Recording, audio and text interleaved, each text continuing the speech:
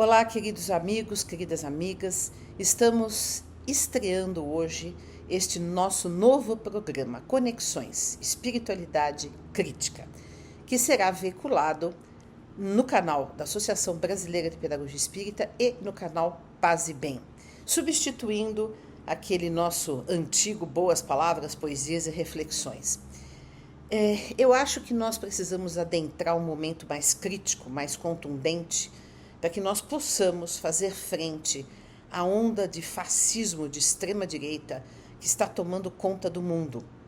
E acho que um lugar de fala é o lugar da espiritualidade, mas uma espiritualidade crítica, militante, uma espiritualidade que não se rende aos poderes instituídos. Mas também o outro lugar de fala é o lugar da política, não a política partidária, não a política necessariamente desta democracia liberal, né, que ainda sustenta as guerras, que sustenta a fome, que faz algumas medidas paliativas em relação às misérias humanas, mas a nossa organização social ainda é muito precária.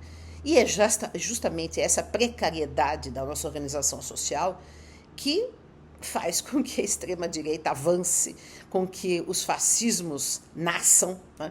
Então nós precisamos meditar em tudo isso. Porém, há um abismo que se cria muitas vezes por aqueles que criticam a organização do mundo, por aqueles que criticam como que nós vivemos na sociedade humana e aqueles que exercem a sua espiritualidade. Não que a política esteja distante das religiões, pelo contrário, né? As religiões são usadas pela política, os políticos usam as religiões usam a política. Então, todos os lugares que nós formos olhar o ser humano, né, há abusos na política, abusos na espiritualidade, há estruturas de poder que oprimem o ser humano em todos os aspectos, no aspecto psíquico, no aspecto espiritual, no aspecto social. Então é preciso olhar para tudo isso de maneira integrada, fazendo conexões. Não é possível a gente tratar da mudança do mundo sem tratar da questão das religiões. Assim como não é possível tratar da mudança do mundo sem também alcançar o campo político, o campo do exercício da política no seu aspecto mais amplo. As pessoas acham que fazer política é simplesmente se candidatar ou votar. Não necessariamente. Eu, como anarquista, por exemplo, eu nem acredito nesse sistema de votação, de representatividade, que até agora tem se mostrado muito incapaz, muito ineficiente para nos trazer respostas de fato profundas de mudança da sociedade.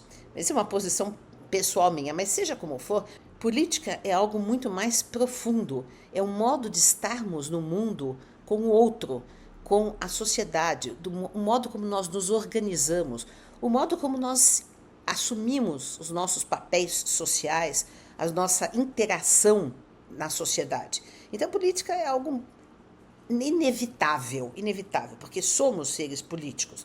Não podemos escapar dessa reflexão que nos faz entrar nos modos em que nós nos socializamos, nos modos em que a economia é feita, nos modos em que a nossa interação entre os grupos sociais se faz. Então, tudo isso tem que ser analisado. Mas também não podemos deixar de lado, e essa é a minha defesa de sempre, o nosso lado de transcendência, né? A espiritualidade, as religiões são o lugar da nossa transcendência, são o lugar de valores milenares, são o lugar de vozes, de pessoas que deram contribuições importantes para a vivência de maior amor ao próximo, de maior caridade, de maior compaixão. No campo justamente da espiritualidade, e que está, em geral, ligada às religiões, porque nem sempre espiritualidade quer dizer religião, há possibilidade hoje cada vez mais, há pessoas que têm algum tipo de espiritualidade e não são conectadas com uma religião específica, mas a origem das espiritualidades é sempre a religião, as religiões, as tradições espirituais do planeta Terra. E nessas tradições se desenvolveram também saberes, se desenvolveram modos de estar no mundo que são profundamente necessários a essa transformação social, política que todos queremos. Então, esse diálogo necessário entre religião e política é algo que nos pode fazer avançar nesta mudança de mundo.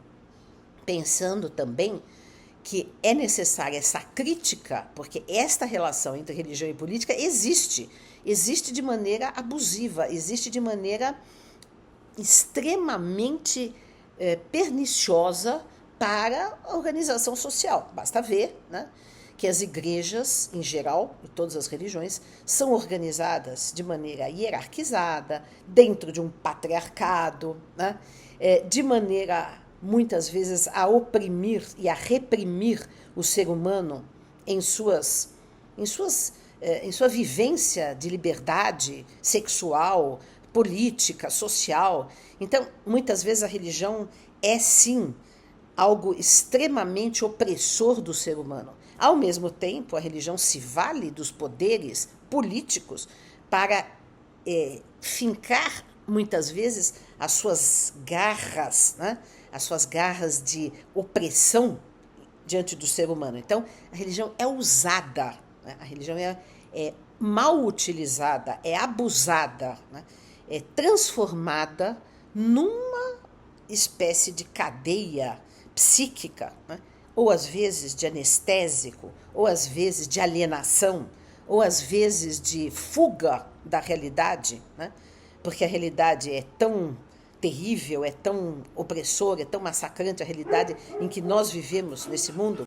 Nós precisamos resgatar o lugar da espiritualidade como um lugar não alienante, como um lugar não anestesiante, como um lugar que nos dá esperança, que nos dá forças, que nos dá valores como compaixão, fraternidade, amor ao próximo, mas que não nos anestesia, não nos aliena, não nos faz ignorar a estrutura da realidade injusta em que vivemos, a estrutura das guerras, a estrutura da exploração do trabalho, a estrutura da opressão da mulher, a estrutura do racismo, a estrutura das exclusões. Tudo isso não pode sair do nosso horizonte. Entretanto, a espiritualidade nos pode dar forças para lutar, pode nos amparar existencialmente para que possamos fazer algo no mundo. Então, necessariamente, no meu ponto de vista, é preciso fazer esta ponte entre militância política e espiritualidade, entre mudança do mundo e visão de transcendência do mundo. Porque a visão apenas do estar aqui, do ser aqui, do estar inserido neste mundo, sem uma possibilidade de transcendência e de esperança espiritual, me parece bastante difícil, né? Por isso que eu acho que é absolutamente heróica a posição de muitos ateus que fazem um trabalho maravilhoso de mudança do mundo, mas que não aceitam nenhum tipo de transcendência, porque essa esperança de um mundo melhor, ela se finca muito na ideia de uma divindade que está permeando todas as coisas e a nós mesmos, ou seja, uma certa garantia de que vamos chegar lá, né? Que vamos conseguir mudar as coisas, porque há algo de bem no mundo, imanente em todas as coisas, que garante que algum dia nós vamos conseguir transformar esse mundo e fazer o reino de Deus na terra, como Jesus anunciou. Então, eu acredito que é possível esse diálogo. Nós temos vários exemplos, né? Acredito que o próprio Cristo foi um exemplo disso. Ele anunciou o tempo inteiro a vinda do reino. Que reino é esse? Um reino de Deus na terra, um reino de Deus que ainda, ele dizia, não é desse mundo. Se ainda não é, será, né? Então, ele teve essa postura de de oposição ao poder religioso, né? Ele criticava os fariseus, porque os fariseus representavam o poder religioso da época. Ele teve a posição também de oposição ao poder político, né? Tanto que ele foi morto pelos fariseus e pelos romanos, ou seja, pelo poder religioso e pelo poder político. Então, mas com a ideia, a esperança, o anúncio de que o reino se faria, né? Então, e hoje nós temos na sociedade pessoas que trabalham também nesse sentido. Temos o pastor Henrique Vieira, temos o padre Júlio Lancelotti, que são pessoas que fazem muito para mudar a sociedade, mas que não abdicam da sua espiritualidade, que não abdicam da sua fé, da sua esperança, numa transcendência, né? Numa possibilidade de transcendência deste mundo tão injusto em que nós vivemos. Então, essa é digamos, o caminho, este é o caminho que nós vamos seguir neste nosso programa Conexões Espiritualidade Crítica, trazendo esses diálogos também, falando da educação, falando de meio ambiente, falando de todos os temas que possam nos interessar para mudar o mundo, mas dentro dessa perspectiva de sempre fazer essa conexão entre todos os temas e a possibilidade de uma vivência de espiritualidade crítica, de uma vivência de espiritualidade não alienante, uma vivência de espiritualidade que nos faça avançar na transformação desse mundo com espírito crítico, até radical, contundente, para que nós possamos enxergar como funcionam essas estruturas injustas desse mundo, para poder transformá-lo com sabedoria, com consciência e com espiritualidade também. E também, concomitantemente, toda semana estarei escrevendo no jornal GGN um artigo que combine com o tema da semana. Já está aqui embaixo no link o tema dessa semana, Conectando Religião e Política, que eu escrevi. Então nós podemos refletir com mais profundidade, primeiro na fala, depois na escrita, primeiro na escrita, depois na fala, porque a fala e a escrita são duas maneiras diferentes de expor um tema. Eu acho que a escrita ela organiza melhor, a fala ela amplia ou é mais didática às vezes, porque é mais comprida, mais longa, mas para que nós possamos ter consistência nessa contribuição neste ano de 2024, percorreremos então esse duplo caminho da escrita e da fala.